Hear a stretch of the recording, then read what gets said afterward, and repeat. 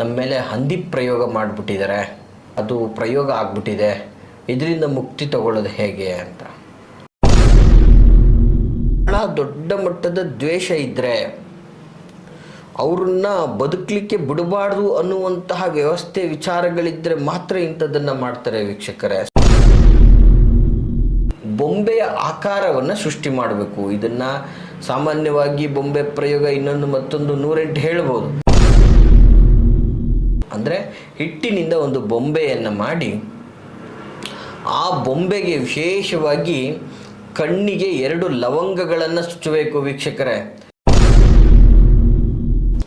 ಜೊತೆಗೆ ಏನಾಗ್ತದೆ, ಆ ವ್ಯಕ್ತಿಯ ಪ್ರಭಾವಕ್ಕೆ ಒಳಗಾಗಿರ್ತಕ್ಕಂಥವನನ್ನು ಗಮನಿಸಿದಾಗ ಅವನಿಗೆ ಒಂದು ರೀತಿಯಾದಂತಹ ಒಂದು ಮಂದತ್ವ ಸೃಷ್ಟಿಯಾಗಿರ್ತದೆ. ಅಂದರೆ ಹಂದಿ ಬಿದ್ದರೆ ಒಂದೇ ಕಡೆ ಬಿದ್ದಂಗೆ ಹೆಂಗೆ ಬಿದ್ದಿರುತ್ತೆ ಹಾಗೆ ಬಿದ್ದುಬಿಟ್ಟಿರುತ್ತೆ. ಅದೇ ಥರ ಅವನು ಬಿದ್ದರೆ ಬಿದ್ದಂಗೆ, ಮಲಗಿದ್ರೆ ಮಲಗ್ದಂಗೆ, ಕುಂತ್ರೆ ಕುಂತಂಗೆ.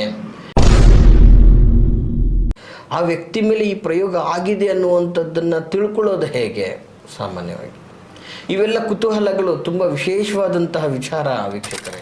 ವೀಕ್ಷಕರೇ, ನಾನು ನಿಮ್ಮ ಮೈಸೂರಿನ ಶ್ರೀನಿವಾಸನ್. ವೀಕ್ಷಕರೇ, ಸಾಮಾನ್ಯವಾಗಿ ಇವತ್ತಿನ ದಿನ ಬಹಳ ಜನಗಳಲ್ಲಿ ಒಂದು ಪ್ರಶ್ನೆ ನಮ್ಮನ್ನು ಬಹಳ ಕೇಳ್ತಾನೆ ಇದ್ದರು. ಗುರುಗಳೇ, ನಮ್ಮ ಮೇಲೆ ಒಂದು ರೀತಿಯಲ್ಲಿ ಪ್ರಯೋಗ ಆಗಿದೆ, ಅದು ಒಂದು ರೀತಿಯಲ್ಲಿ ಕೆಟ್ಟ ಪ್ರಯೋಗ ಆಗಿದೆ, ನಮ್ಮ ಮೇಲೆ ಹಂದಿ ಪ್ರಯೋಗ ಮಾಡಿಬಿಟ್ಟಿದ್ದಾರೆ, ಸೊ ನಮಗೆ ಅದು ಪ್ರಯೋಗ ಆಗಿಬಿಟ್ಟಿದೆ, ಇದರಿಂದ ಮುಕ್ತಿ ತಗೊಳ್ಳೋದು ಹೇಗೆ ಅಂತ.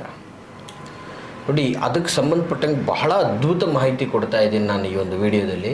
ದಯವಿಟ್ಟು ಸ್ಕಿಪ್ ಮಾಡದೆ ಸೂಕ್ಷ್ಮವಾಗಿ ನೋಡಿ ಅಂತ ಹೇಳಕ್ಕೆ ಇಷ್ಟಪಡ್ತೀನಿ ವೀಕ್ಷಕರೇ. ಸಾಮಾನ್ಯವಾಗಿ ವರಹ ಇದು ಒಂದು ವಿಶೇಷವಾದಂತಹ ಪ್ರಾಣಿ. ಜೊತೆಗೆ ಇದನ್ನು ನಾವು ಆಡು ಭಾಷೆಯಲ್ಲಿ ಹಂದಿ ಅನ್ನುವಂತಹ ಒಂದು ಪದವನ್ನು ಬಳಸ್ತಾ ಇರ್ತಕ್ಕಂಥದ್ದು. ಸೊ ಇದರಿಂದಾಗಿ ಒಬ್ಬ ವ್ಯಕ್ತಿಗೆ ಪ್ರಯೋಗಗಳನ್ನು ಮಾಡ್ತಾರೆ. ಸೊ ಇದನ್ನು ತೆಗೆದುಕೊಂಡು ಇದನ್ನು ಬಲಿಯನ್ನು ಕೊಟ್ಟು ಮಾಡ್ತಾರೆ, ಇದರ ರಕ್ತದಿಂದ ಮಾಡ್ತಾರೆ, ಇದರ ತುಪ್ಪದಿಂದ ಮಾಡ್ತಾರೆ. ಸೊ ಹೀಗೆ ಈ ಒಂದು ಪ್ರಾಣಿಯನ್ನು ಬಳಸ್ಕೊಂಡು ಒಬ್ಬ ವ್ಯಕ್ತಿಯ ನಾಶವನ್ನು ಮಾಡುವಂತಹ ಕೃತ್ಯವನ್ನು ಮಾಡ್ತಾರೆ. ಅಂದರೆ ಬಹಳ ಹೇಯಕರವಾದಂತಹ ಘಟನೆಗಳು. ಸೊ ಇದರಿಂದ ರಕ್ಷಣೆಯನ್ನು ಪಡಿಬೇಕು ಹೇಗೆ, ಅಥವಾ ಈ ಪ್ರಯೋಗಗಳಾದಾಗ ಆ ವ್ಯಕ್ತಿಯ ಒಂದು ವ್ಯವಸ್ಥೆ ಹೇಗಿರುತ್ತೆ, ಆ ವ್ಯಕ್ತಿಗೆ ಯಾವ ರೀತಿಯಾದಂತಹ ಅನುಭವಗಳಾಗ್ತದೆ, ಆ ವ್ಯಕ್ತಿ ಮೇಲೆ ಈ ಪ್ರಯೋಗ ಆಗಿದೆ ಅನ್ನುವಂಥದ್ದನ್ನು ತಿಳ್ಕೊಳ್ಳೋದು ಹೇಗೆ ಸಾಮಾನ್ಯವಾಗಿ? ಇವೆಲ್ಲ ಕುತೂಹಲಗಳು ತುಂಬ ವಿಶೇಷವಾದಂತಹ ವಿಚಾರ ವೀಕ್ಷಕರೇ. ಇದು ನೋಡಿ, ಸಾಮಾನ್ಯವಾಗಿ ಮೊದಲನೇದಾಗಿ ಇಂತಹ ಪ್ರಯೋಗಗಳು ಸಾಮಾನ್ಯವಾಗಿ ಮಾಡುವಂಥದ್ದು ಬಹಳ ದೊಡ್ಡ ಮಟ್ಟದ ದ್ವೇಷ ಇದ್ದರೆ ಅವ್ರನ್ನ ಬದುಕಲಿಕ್ಕೆ ಬಿಡಬಾರ್ದು ಅನ್ನುವಂತಹ ವ್ಯವಸ್ಥೆ ವಿಚಾರಗಳಿದ್ದರೆ ಮಾತ್ರ ಇಂಥದ್ದನ್ನು ಮಾಡ್ತಾರೆ ವೀಕ್ಷಕರೇ. ಸುಖ ಸುಮ್ಮನೆ ಇಂತಹ ಕಾರ್ಯತಂತ್ರಗಳನ್ನು ಮಾಡುವುದಿಲ್ಲ. ಇವತ್ತು ಬಲಿ ಕೊಡುವಂಥದ್ದಂದರೆ ಅಲ್ಲಿ ಬಲಿ ಆಗಬೇಕು ಅನ್ನುವಂತಹ ಲೆಕ್ಕಾಚಾರ ಅಷ್ಟೇ. ಇದು ಬಲಿ ಆಗ್ತಾ ಇದೆ, ಅದು ಬಲಿ ಆಗಬೇಕು ಅಷ್ಟೇ, ಈ ಲೆಕ್ಕಾಚಾರ ಇಟ್ಕೊಂಡು ಮಾಡುವಂಥದ್ದಾಗಿರ್ತದೆ. ನೋಡಿ, ಯಾವಾಗ ಇದರಿಂದ ಒಂದು ಪ್ರಯೋಗಗಳಾಗಿರ್ತದೆ ವ್ಯಕ್ತಿ ಮೇಲೆ, ಸಾಮಾನ್ಯವಾಗಿ ಆ ವ್ಯಕ್ತಿ ಅವನ ಒಂದು ಮತಿಯನ್ನು ಕಳ್ಕೊಂಡ್ಬಿಡ್ತಾನೆ, ಅವನ ಜ್ಞಾನದ ಸೀಮಿತವನ್ನು ಕಳ್ಕೊಂಡ್ಬಿಡ್ತಾನೆ, ಅವನ ವ್ಯವಸ್ಥೆ ಏನು ಅನ್ನೋದೇ ಅವನಿಗೆ ಅರಿವಾಗೋದಿಲ್ಲ. ಸೊ ಅವನು ಏನು ಮಾಡ್ತಾ ಇದ್ದಾನೆ ಅನ್ನುವಂಥದ್ದು ಅವನಿಗೆ ಅರಿವಾಗೋದಿಲ್ಲ. ಆ ಒಂದು ಸ್ಥಿತಿಗೆ ಅವನ ಮಿತಿಯನ್ನು ಕಳ್ಕೊಂಡ್ಬಿಡ್ತಾನೆ. ಅಂದರೆ ಅವನ ಮತಿಯನ್ನು, ಅಂದರೆ ಒಂದು ಜ್ಞಾನವನ್ನು ನಾಶ ಮಾಡ್ಕೊಬಿಡ್ತಾನೆ. ಅಂದರೆ ಅದು ಆಗ್ಬಿಡ್ತದೆ ಆ ರೀತಿಯಲ್ಲಿ. ಜೊತೆಗೆ ಏನಾಗ್ತದೆ, ಆ ವ್ಯಕ್ತಿಯ ಪ್ರಭಾವಕ್ಕೆ ಒಳಗಾಗಿರ್ತಕ್ಕಂಥವನನ್ನು ಗಮನಿಸಿದಾಗ ಅವನಿಗೆ ಒಂದು ರೀತಿಯಾದಂತಹ ಒಂದು ಮಂದತ್ವ ಸೃಷ್ಟಿಯಾಗಿರ್ತದೆ. ಅಂದರೆ ಹಂದಿ ಬಿದ್ದರೆ ಒಂದೇ ಕಡೆ ಬಿದ್ದಂಗೆ ಹೆಂಗೆ ಬಿದ್ದಿರುತ್ತೆ ಹಾಗೆ ಬಿದ್ದುಬಿಟ್ಟಿರುತ್ತೆ. ಅದೇ ಥರ ಅವನು ಬಿದ್ದರೆ ಬಿದ್ದಂಗೆ, ಮಲಗಿದ್ರೆ ಮಲಗ್ದಂಗೆ, ಕುಂತ್ರೆ ಕುಂತಂಗೆ. ಮತ್ತು ಯಾವಾಗಲೂ ಸದಾ ಹಂದಿ ಕೆಳಗಡೆ ಗೋಣ ಹಾಕ್ಕೊಂಡೇ ಇರುತ್ತೆ. ಆ ರೀತಿ ಆ ವ್ಯಕ್ತಿನೂ ಕೂಡ ಸದಾ ಕೆಳಗಡೆ ಗೋಣ ಹಾಕ್ಕೊಂಡಿರುವಂಥದ್ದು, ಸದಾ ಏನೋ ಒಂದು ರೀತಿ ಮೂಡಿಯಾಗಿರುವಂತಹ ವ್ಯವಸ್ಥೆ. ಮತ್ತು ತಿನ್ನಲಿಕ್ಕೆ ಕುಂತ ಅಂತಂದರೆ ಒಂದು ರೀತಿಯಲ್ಲಿ ಹಂದಿ ಹೇಗೆ ಸುಮ್ಮನೆ ಪಡ ಪಡ ಪಡ ತಿಂತಾನೆ ಇರುತ್ತೆ, ಆ ರೀತಿಯಲ್ಲಿ ಒಂದು ರೀತಿ ರಾಕ್ಷಸತ್ವದ ರೀತಿಯಲ್ಲಿ ತಿಂತಾನೇ ಇರುವಂಥದ್ದು, ತಿನ್ನೋದು ಅಲ್ಲೇ ಮಲಗುವಂಥದ್ದು, ಈ ಥರದ ವ್ಯವಸ್ಥೆ. ಮುಂದಿನ ವಿಚಾರ ಏನು ಎಂತೂ ವಿಚಾರನೇ ಇರೋದಿಲ್ಲ, ಜ್ಞಾನನೇ ಇರೋದಿಲ್ಲ. ಈ ಥರದ ವ್ಯವಸ್ಥೆ ಇರ್ತದೆ. ಮತ್ತು ಅದರ ಜೊತೆಗೆ ಈ ಒಂದು ಪ್ರಯೋಗಕ್ಕೆ ಒಳಗಾಗಿರ್ತಕ್ಕಂತಹ ವ್ಯಕ್ತಿ ವಿಶೇಷವಾಗಿ ಅವ್ರಿಗೆ ಈ ಒಂದು ಹಂದಿಯಿಂದ ರಕ್ತದಿಂದ ಯಾವುದೇ ಒಂದು ವ್ಯವಸ್ಥೆಯಿಂದ ಮಾಡಿದರೆ ಆ ವ್ಯಕ್ತಿಗೆ ಅವನ ವೇಷಭೂಷಣದ ಮೇಲೆ ಅರಿವು ಬರ್ತಾ ಇರಲ್ಲ. ಅವನು ಬೆಳಗ್ಗೆ ಎದ್ದೇಳೋದು ಲೇಟು, ಮಲಗೋದು ಲೇಟು, ಮತ್ತು ಒಂದು ರೀತಿಯಲ್ಲಿ ವಿಕಾರವಾದಂತಹ ದೇಹ ಸೌಮ್ಯ ಸೃಷ್ಟಿಯಾಗ್ತಾ ಹೋಗುತ್ತೆ.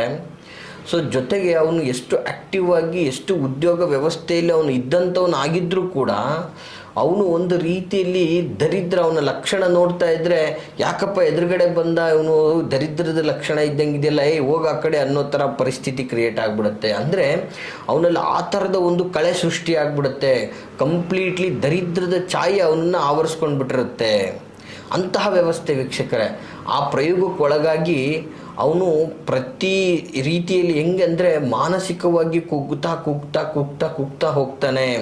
ಮತ್ತು ಅನಿರೀಕ್ಷಿತವಾಗಿ ಆ ಬಲಿಯಜ್ಞ ಮಾಡಿರೋದ್ರಿಂದಾಗಿ ಆ ಒಂದು ಪ್ರಾಣಿಯನ್ನು ಬಲಿ ಮಾಡಿ ಇವರು ಪ್ರಯೋಗವನ್ನು ಮಾಡಿದಾಗ ಏನಾಗ್ತದೆ, ಇವರಲ್ಲಿ ಇರ್ತಕ್ಕಂತಹ ಬಾಧೆಗಳು ಇವರಿಗೆ ದೊಡ್ಡ ಮಟ್ಟದಲ್ಲಿ ಕಾಣಕ್ಕೆ ಸ್ಟಾರ್ಟ್ ಆಗಿದೆ. ಸಣ್ಣ ಪುಟ್ಟ ತಲೆನೋವು ಇದ್ದರೂ ಕೂಡ ಅದು ಅವ್ರಿಗೆ ಮೈಗ್ರೇನ್ ಆಗಿ ನೆಕ್ಸ್ಟ್ ಲೆವೆಲಲ್ಲಿ ಹೋಗಿ MRI ಎಲ್ಲ ಮಾಡಿ ಅವ್ರಿಗೆ ತಲೆನೋವು ತಾಳಕ್ಕಾಗದೆ ಅವ್ರೇನೆ ಸಂಪೂರ್ಣವಾಗಿ ಅವ್ರೇ ಏನಾರ ಮಾಡ್ಕೊಬಿಡ್ಬೇಕು, ಆ ಥರ ಪರಿಸ್ಥಿತಿ ಹೋಗುತ್ತೆ. ಅವ್ರದ್ದು ದೇಹದಲ್ಲಿ ಯಾವುದಾದ್ರೂ ಒಂದು ಮನುಷ್ಯ ಅಂದಮೇಲೆ ಯಾವುದಾದ್ರೂ ಒಂದು ಸಣ್ಣದಾದ್ರೂ ನ್ಯೂನ್ಯತೆ ಇದ್ದೇ ಇರ್ತದೆ ವೀಕ್ಷಕರೇ. ಆ ನ್ಯೂನ್ಯತೆ ಅವ್ರಿಗೆ ತ್ರಿಬ್ಬಲ್ ಆಗಿ ಸಮಸ್ಯೆ ಕಾಡ್ಲಿಕ್ಕೆ ಸ್ಟಾರ್ಟ್ ಆಗಿಬಿಡುತ್ತೆ. ಹೀಗಾಗಿ ವ್ಯಕ್ತಿ ಹತರಾಗೋವರೆಗೂ ಕೂಡ ಆ ಸಮಸ್ಯೆ ಬಾಧೆಗೆ ಗುರಿ ಆಗಿಬಿಡುತ್ತೆ ವೀಕ್ಷಕರೇ. ಅಂತಹ ಕೆಟ್ಟ ಪ್ರಯೋಗ ಆ ಒಂದು ಪ್ರಯೋಗ ಆಗಿರ್ತದೆ. ಇಂತಹ ಪ್ರಯೋಗದಿಂದ ರಕ್ಷಣೆಯನ್ನು ಪಡಿಬೇಕು ಅಂತಂದರೆ, ಪ್ರಯೋಗ ಆಗಿಬಿಟ್ಟಿದೆ ಗುರುಗಳೇ, ಇದರಿಂದ ಮುಕ್ತಿ ಸಿಗಬೇಕು ಅಂದರೆ ಏನು ಮಾಡಬೇಕು ನೋಡಿ. ಬಹಳ ಸುಲಭ ವೀಕ್ಷಕರೇ, ಬಹಳ ಅದ್ಭುತವಾದಂತಹ ತಂತ್ರ. ಈ ತಂತ್ರವನ್ನು ನೀವು ಸರಿಯಾದ ರೀತಿಯಲ್ಲಿ ಮಾಡಿದ್ದೇ ಆದರೆ ಖಂಡಿತವಾಗಿಯೂ ನಿಮಗೆ ಇದರಿಂದ ಮುಕ್ತಿ ಹೊಂದ್ಬೋದು. ಮುಖ್ಯವಾಗಿ ಈ ತಂತ್ರವನ್ನು ಮಾಡಬೇಕಾದ್ರೆ ನೀವು ಫಸ್ಟು ಪರಿಪೂರ್ಣವಾಗಿ ಶುದ್ಧಿಯನ್ನು ಹೊಂದಿ ಏಕ ಮನಸ್ಸಿನಿಂದ ಭಕ್ತಿಯಿಂದ ದಕ್ಷಿಣಾಭಿಮುಖವಾಗಿ ಕೂತ್ಕೋಬೇಕು. ದಕ್ಷಿಣಾಭಿಮುಖವಾಗಿ ಕೂತ್ಕೊಂಡು ಸ್ವಲ್ಪ ಅಕ್ಕಿ ಹಿಟ್ಟಿನಿಂದ, ವೀಕ್ಷಕರೇ ದಯವಿಟ್ಟು ಗಮನಿಸಿ, ಹಿಟ್ಟಿನಿಂದ ಒಂದು ಬೊಂಬೆಯ ಆಕಾರವನ್ನು ಸೃಷ್ಟಿ ಮಾಡಬೇಕು. ಇದನ್ನು ಸಾಮಾನ್ಯವಾಗಿ ಬೊಂಬೆ ಪ್ರಯೋಗ ಇನ್ನೊಂದು ಮತ್ತೊಂದು 108 ಹೇಳ್ಬೋದು.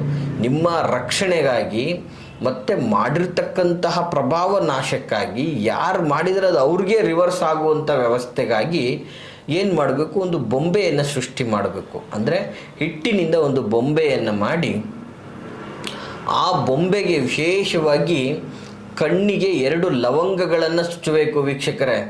ಆ ಕಣ್ಣಿನ ಆಕೃತಿಗೆ ಲವಂಗವನ್ನು ಚುಚ್ಚಿ, ಜೊತೆಗೆ ಒಂದು ತಾಮ್ರದ ತಗಡಿನಲ್ಲಿ ನಿಮ್ಮ ಮೇಲೆ ಯಾರು ಮಾಡಿದ್ದಾರೆ ಅವರ ಹೆಸರನ್ನು ನೀವು ಬರೀಬೇಕು ವೀಕ್ಷಕರೇ.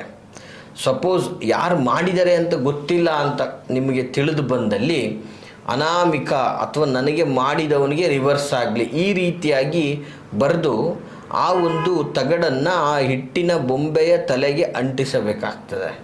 ಸೊ ಅಂಟಿಸಿದ ನಂತರ ನೀವು ನಿಮ್ಮ ಕುಲ ದೈವ ದೇವರುಗಳನ್ನು ಮನಸಾರೆ ನೆನೆಸ್ಕೊಂಡು ಕುಂಕುಮದಿಂದ ಪ್ರೋಕ್ಷಣೆಯನ್ನು ಮಾಡಬೇಕು. ಅರಿಶಿಣದಿಂದ, ಅಂದರೆ ಕುಂಕುಮ ಅರಿಶಿಣಗಳನ್ನು ಸಂಪೂರ್ಣವಾಗಿ ಅದರ ಮೇಲೆ ಹಾಕಿ ಭಕ್ತಿಯಿಂದ ನೀವು ಅದನ್ನು ಪ್ರಾರ್ಥನಾದಿಗಳನ್ನು ಮಾಡಿಕೊಂಡು ಅದರ ಮೇಲೆ ಒಂದು ಲಿಂಬೆ ಹಣ್ಣನ್ನು ತೆಗೆದುಕೊಂಡು ಸಂಪೂರ್ಣವಾಗಿ ಅದರ ಮಧ್ಯದಲ್ಲೇ ಇಟ್ಟು ಕಟ್ ಮಾಡಿ ಆ ಒಂದು ಹೋಳು ಈ ಕಡೆಗೆ ಈ ಒಂದು ಹೋಳು ಆ ಕಡೆಗೆ ಎಸೆದು, ಆಯಿತಾ, ಮಾಡಿರ್ತಕ್ಕಂಥದ್ದು ನಿಮಗೇನು ಮಾಡಿದಾರೋ ನಿಮಗೆ ಹೆಂಗೆ ಆಗಿದೆಯೋ ಅದೇ ಥರ ಅವ್ರಿಗೆ ಅದು ನೆಗೆಟಿವ್ ಆಗಬೇಕು. ಮತ್ತು ಮತ್ತೆ ನನಗೆ ಯಾವುದೇ ಮಾಡಿದ್ರು ನನಗೆ ಅಂಟಬಾರ್ದು ಅನ್ನುವಂಥ ರೀತಿಯಲ್ಲಿ ನನಗಾಗಿರೋದು ನಾಶ ಆಗಬೇಕು ಅನ್ನುವಂತಹದನ್ನು ಮನದಲ್ಲಿ ನೆನೆಸ್ಕೊಂಡು ಈ ಒಂದು ಪ್ರಕ್ರಿಯೆಯನ್ನು ನೀವು ಮಾಡಬೇಕಾಗ್ತದೆ.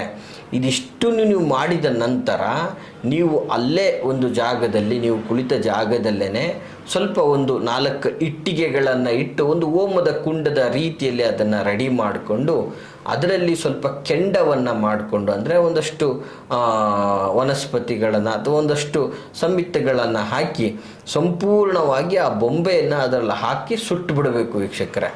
ಸಂಪೂರ್ಣವಾಗಿ ಕಂಪ್ಲೀಟ್ ಅದನ್ನು ಆ ಹಿಟ್ಟಿನ ಬೊಂಬೆನ ಅದರಲ್ಲಿ ಹಾಕಿಬಿಡಬೇಕು. ಹಾಕ್ಬಿಟ್ಟು ನೀವು ಅದನ್ನು ಹಿಂದೆ ತಿರುಗಿ ನೋಡದೆ ಬಂದು ಬಿಡಬೇಕು.